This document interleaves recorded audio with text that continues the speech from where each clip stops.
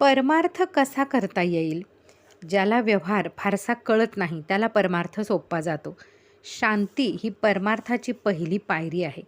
परमार्थ हा समजुतीचा आहे, उगीच कष्ट करण्याचा आणि पारायणाचा नाही. बद्रीनारायणाची यात्रा करूनही तो साधणार नाही. त्यापेक्षा भगवंताच्या अनुसंधानात राहिल्याने जास्त फायदा होईल. परमार्थ हा आपल्याशीच करायचा खेळ आहे. तो आपल्याशीच करायचा अभ्यास आहे. प्रपंच हा देवाचा समजून अभिमानरहितपणे तो करणे हाच परमार्थ होय. गुरु आज्ञा हाच परमार्थ आहे. गुरु म्हणजे साक्षात परमात्मा. आपल्या गुरूंनी सांगितल्याप्रमाणे वागणे हाच आपला परमार्थ समजा. जग काय म्हणेल म्हणून वागणे याचे नाव व्यवहार आणि भगवंत काय म्हणेल म्हणून वागणे हाच परमार्थ. कर्तव्यात भगवंताचे स्मरण हेच परमार्थाचे सार आहे. परमार्थ हा आपल्या परिस्थितीवर, श्रीमंत गरिबीवर, रोगी निरोगीपणावर या कशावरही अवलंबून नाही.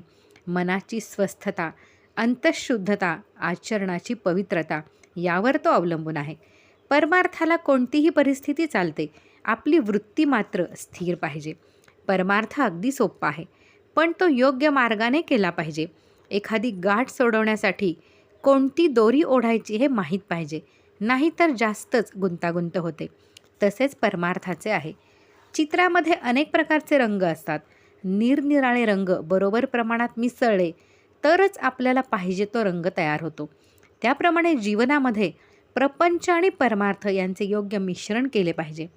आपण संतांची वागणूक पाहावी आणि ते मिश्रण करायला शिकावे. श्री गोंदवलेकर महाराज.